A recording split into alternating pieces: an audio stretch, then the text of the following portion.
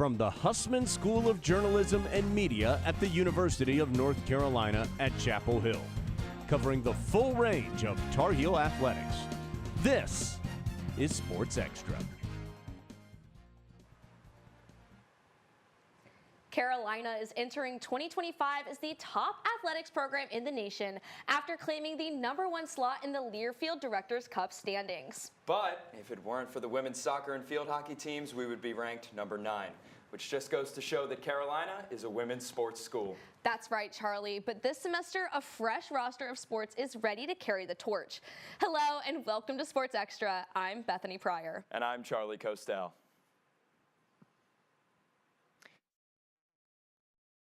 Women's basketball team hosted Wake Forest last night, looking for Carolina's 18th win of the season. The Heels came out strong, with graduate guard Lexi Donarski hitting back-to-back three-pointers right out of the gate. Transfer Grace Townsend added to the excitement, using her physicality to power through defenders. Wake closed the gap, cutting the Tar Heel lead to just 4 points by halftime, but Carolina showed no signs of slowing down. In the second half, Donarski and Townsend remained unstoppable. Donarski continued to knock down three-pointers, finishing with 17 points and leading the team. The Tar Heels sealed the deal with a dominant 25-point victory, extending their win streak to 5 games.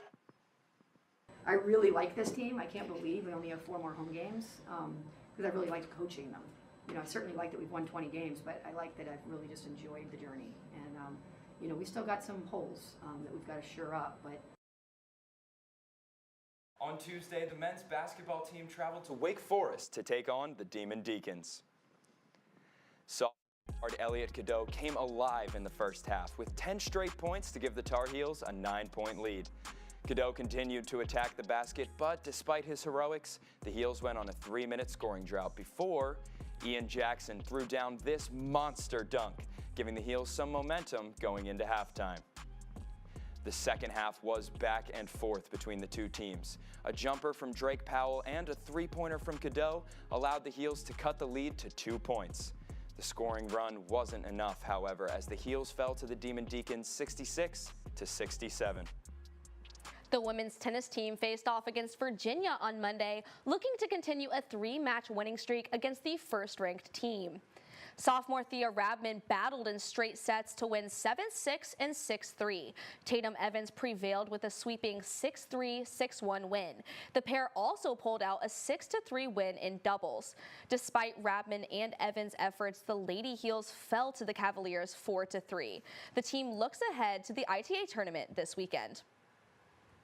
Men's tennis is in Winston-Salem, taking on the Memphis Tigers for the ITA kickoff weekend. UNC is looking to keep its momentum going after a 7-0 win against James Madison University. In this match, the Heels relied heavily on some of their newcomers, such as Konstantinos Jakoris and Vladislav Melnik, to win their single matchups and hope to do the same against the Tigers. We will find out later today if the Tar Heels have what it takes to get revenge on the Tigers after getting knocked out by Memphis in the 2024 NCAA tournament. Track and field is heading up to Blacksburg to compete in the Hokie Invitational later today. Pole vaulter Megan Kelligan set a new personal record of 4.02 meters in her last showing. But all eyes will be on Ethan Strand as he competes in the men's 3,000 meters after shattering the NCAA record in December.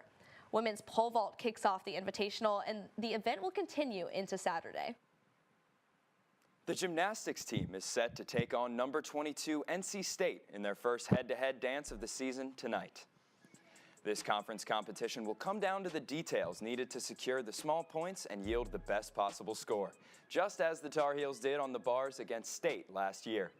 In this meet, the difference between a pointed toe or a flexed foot and the stick or step on a landing will make or break gymnasts, like State grad student Chloe Negretti, who is striving toward perfection in this North Carolina debut. While it's early in the season, Cameron Rueda and the Heels will be looking to build off prior weeks and create a trajectory of improvement. Standing 3 places ahead in ACC competition, the Heels will enter Carmichael with the opportunity to defend their position and send the Wolfpack packing down the road to Raleigh. As the women's lacrosse team continues to gear up for an exciting season, they already have reason to celebrate with preseason recognition highlighting their talent.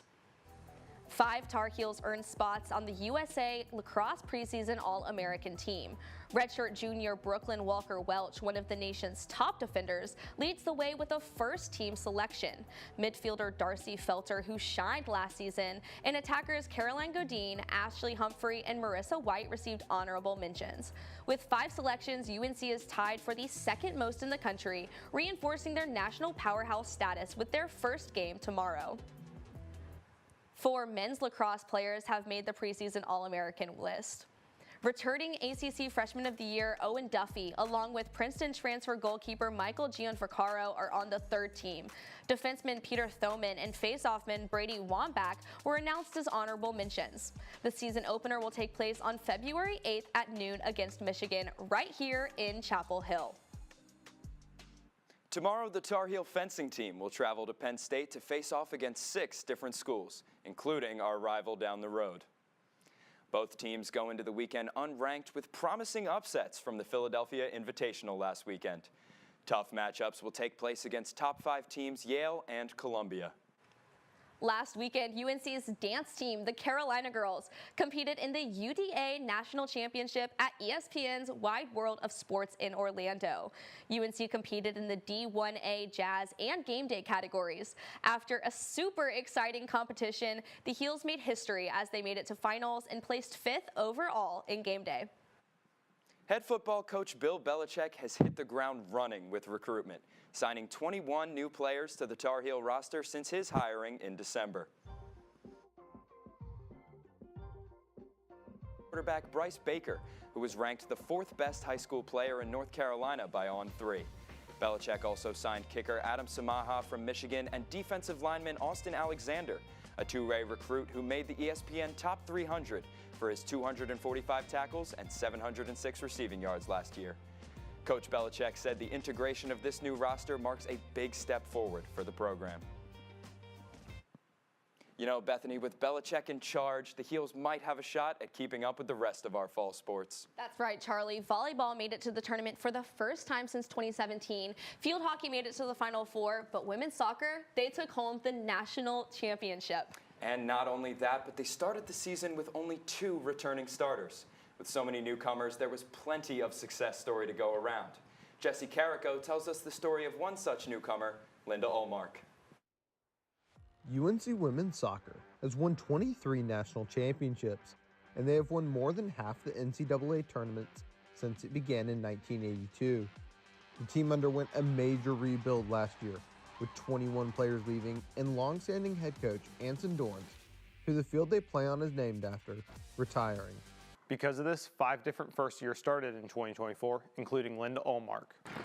Number 7 from Buffalo, New York, Linda Olmark. Yeah, Linda's amazing. She's had such an impact on our team. Olmark racked up 6 goals and 5 assists, which saw her make the ACC All-Freshman team and the College Cup All-Tournament team.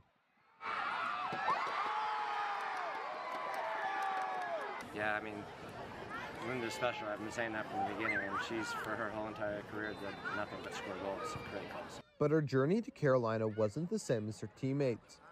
Damon Nehaus spotted her at a showcase when UNC had one more spot on their roster.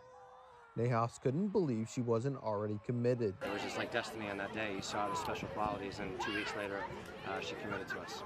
That camp was Olmark's chance to show she belonged. That was kind of like my last game. I was like, whoever sees me, and then I'll make my decision from here. And UNC wasn't even on my radar, but then when he talked to me, I was just overjoyed. Olmark now has a national championship to her name and is looking toward what could be another banner season. I'm Jesse Carrico, reporting. And with such a fantastic Cinderella story, I'm sure our viewers want to see more. Well, they might be in luck, Bethany, because the Hussman School of Media and Journalism is producing a 30 for 30 documentary, Why Not Us?, on the underdog success of the women's soccer team. The documentary will debut on February 26th at 7 p.m. in Carroll 111. And you're all invited. Now that does it for this edition of Sports Extra. We'll be back on Monday with all of the highlights from an exciting weekend of Carolina athletics.